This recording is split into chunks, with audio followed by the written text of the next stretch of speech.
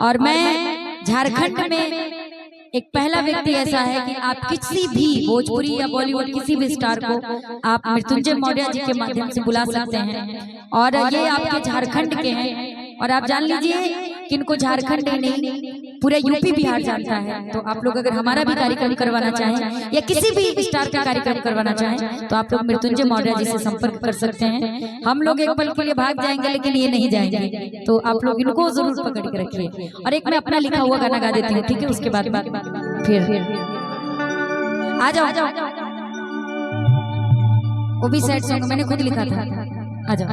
और काफी चला भी था। एगो लड़का से बहुत प्यार कर रहा था। आजकल लड़कों बड़ी बदलत हाँ, जब से ही रील और जब से सोशल मीडिया ही बना केहू से कम नहीं थे। प्यार मोहब्बत आजकल एकदम व्यापार हो गई बा। 4 दिन तारा से बात ना हुई तो 5वां दिन नंबर ब्लॉक हो गई, 6ठा दिन दूसरा लोग लाइन में आ जाए। ये हाल बा। लड़की एगो लड़का से बहुत प्यार कर रहा था और कहले जब लड़का से मिले गई बा तो लड़का कहता कि सुना हमार पापा जी बड़ा वो एकदम तैयार नहीं के कहा तो दूसर जात बाड़ू और दूसर जात बाड़ू हमार तो यार बियाह ना हो सकता। लड़किया घबरा जाता कि देखा तू इतना हमरा के सपना देखेले बड़ा कि तोहरे से बियाह करब चाहे दुनिया इधर को उधर हो जाए तोहरा के ना छोड़ा। लेकिन आज जब टाइम आइल बा तो तोहार बाबूजी एगो फॉर्च्यूनर खातिर हमरा के तोहरा से अलग करत रहे, मतलब हमरा से बढ़ के तारा बदे फॉर्च्यूनर हो गई बा। लड़की तो लड़का से कहा था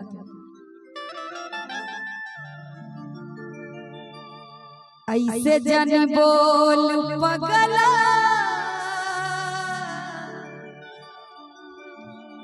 दिलवा न तोड़ पगला। कहते कि देखा इससे मत बोला, हमरा से वादा कैला कि हम तोरे से बियाह करो। कितना बार मंदिर में जा करके तू कसम खैला कि सबके छोड़ दे, एक पलाई के माई बाबू के भी छोड़ दे, लेकिन बाबू तो हर फॉर्च्यूनर मांग लेलन दहेज में, तू हमरा से दूर जाता रहा। ऐसे मत बोला। लड़किया कहा था इतना सुघर लड़की के छोड़ के फॉर्च्यूनर खातिर लोग बदल जाता है। ऐसे जन बोल पगला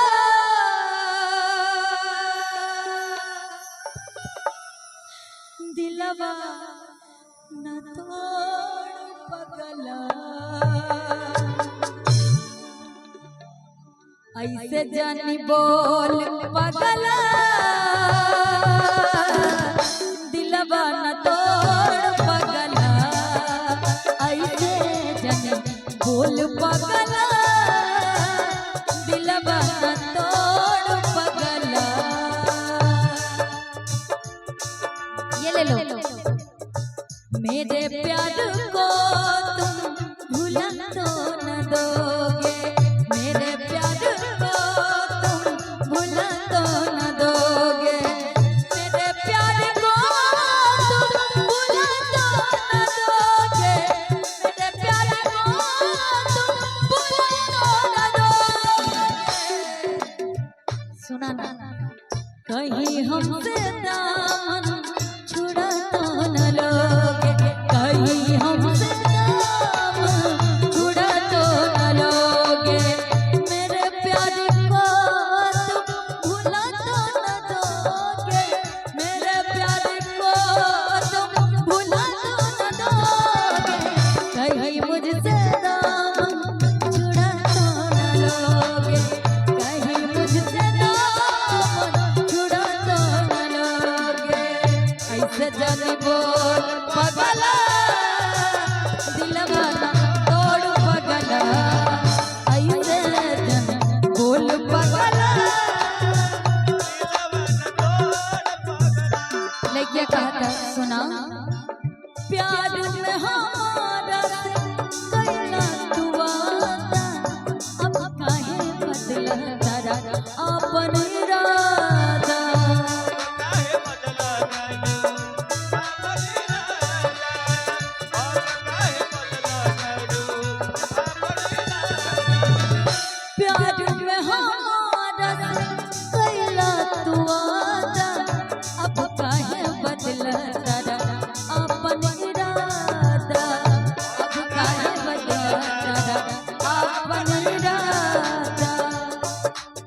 बड़ वादा कैले रहला कि तारा के ना छोड़ा।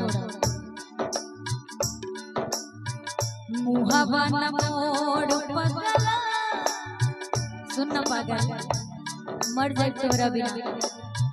मुहावा न मोड़ पगला, दिलवा न तोड़ पगला, ऐसे जन बोल पगला, दिलवा न तोड़ पगला।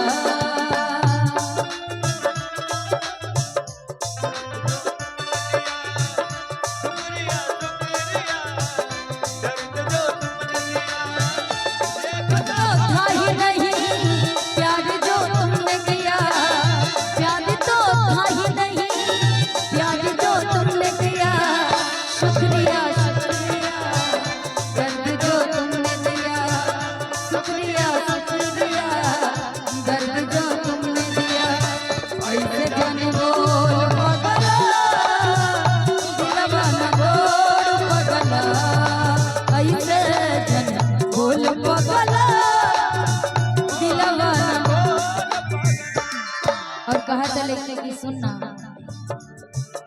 फाटे कलेज हमर सुन तोहर बात हो, दिलवा के संगे हमरे जने कर घात हो।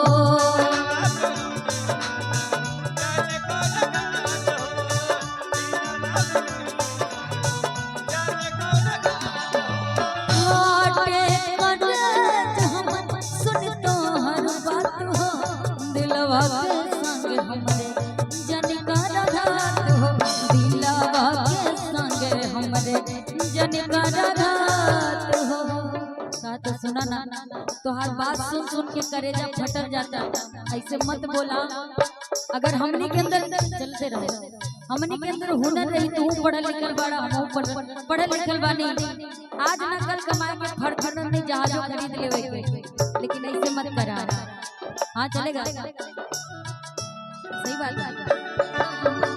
यारा यारा तेरी अदाओं ने मारा, बिन तेरे हम कैसे जिए, बिन तेरे हम कैसे रहे, जीना है मुश्किल हमारा। यारा यारा तेरी अदाओं ने मारा, यारा यारा तेरी अदाओं ने मारा, ऐसे जन बोल पगला, दिलवा न तोड़ पगला, ऐसे जन बोल पगला। वही फाटे कलेज हमर सुन तोहर बात हो, दिलवा के संग हमर जाने मारा घात हो।